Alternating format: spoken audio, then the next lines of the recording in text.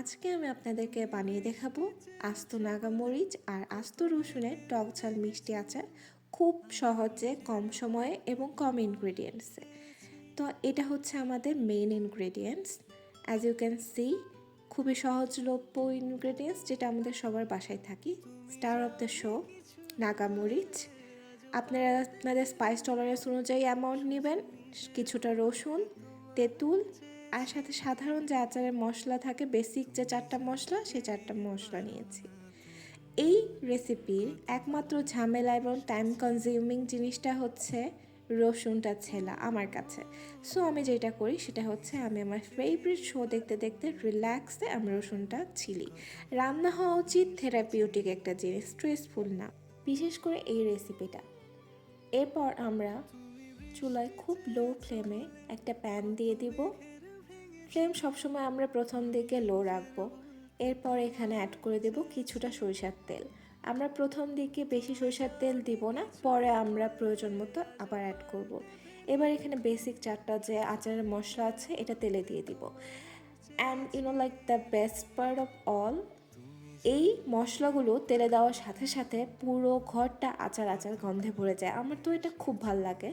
তো যাই হোক, এরপর আমরা এর মধ্যে শুকনো আমি মরিচ দিয়েছি এবং রসুনগুলো অ্যাড করে দিচ্ছি। শুকনো মরিচ দেওয়ার একটাই কারণ, জাস্ট একটু ফ্লেভারের জন্য, এটা আপনারা স্কিপ করতে পারেন।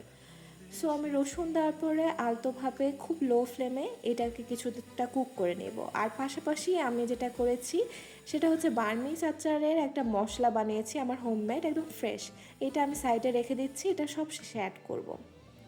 তেঁতুলটাকে সামান্য একটু পানি দিয়ে 2-3 মিনিটের জন্য ভিজে রাখবো এবং যখন আমি দেখব যে আমার রসুনটা কিছুটা কুক হয়েছে তখন আমি এই তেঁতুলটা অ্যাড করে দেব। বেশিক্ষণ ধরে ম্যারিনেট করে রাখার কোনো প্রয়োজন নাই। এই তো আমি এখন তেঁতুলটা অ্যাড করে দিলাম, পানি সহ অ্যাড করছি। এই পানিটা দিয়েই বাকি রসুন বা বাকি সব ইনগ্রিডিয়েন্টসগুলো কুকড হবে। ভালো করে ওয়েল কর্পোরেট করে নিচ্ছি। এবার অ্যাড করে দিচ্ছি স্বাদ মতো লবণ আর স্বাদ মতো চিনি। এটা পরিমাণ আপনারা আপনাদের পছন্দ মতো বাড়িয়ে কমিয়ে নিতে পারবেন। চিনি আর লবণটাকে খুব ভালো মতো মিলিয়ে নিচ্ছি। এখানে অ্যাড করে দিচ্ছি সামান্য একটু হলুদের গুঁড়ো, জাস্ট একটু কালারের জন্য, স্কিপ করতে পারেন। আরও একটু পানি আমি অ্যাড করে দিলাম এবং ঢাকনা ঢেকে এটাকে আমি কুক করব। কিছুক্ষণ কুক করার পরে আমি এখানে এখন অ্যাড করে দেব বোম্বাই মরিচের বেশিরভাগ অংশটুকুই, আর সামান্য অংশ আমি আলাদা করে রেখে দিব। পরে একদম লাস্টের দিকে এটা কেটে কুচি কুচি করে সেটা আমি অ্যাড করব, যাতে স্পাইসটা আরও বেড়ে যায়। আপনারা যদি বেশি ঝাল সহ্য করতে না পারেন, গোটা গোটায় সম্পূর্ণ মরিচ দিয়ে দিতে পারেন। এবার আমি ঢাকনা দিয়ে খুব লো ফ্লেমে এটাকে সিদ্ধ হতে দিব।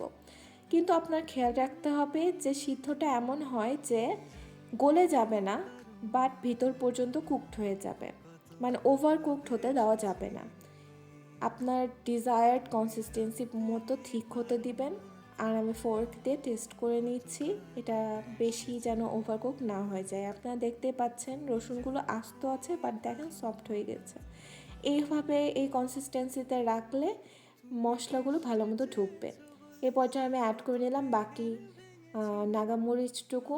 এতে বেশি স্পাইসি হবে এবং অনেক বেশি অ্যারোম্যাটিক হবে। নাগামরিচ তো আমার ভালো লাগে শুধুমাত্র তার স্পাইস এবং ফ্লেভারের জন্য। আমি টেস্ট করে নিলাম লাস্টলি, অ্যান্ড সামান্য একটু ঢাকনা ঢেকে দিয়ে আমি কুকড করে ফেললাম। This is the consistency I wanted.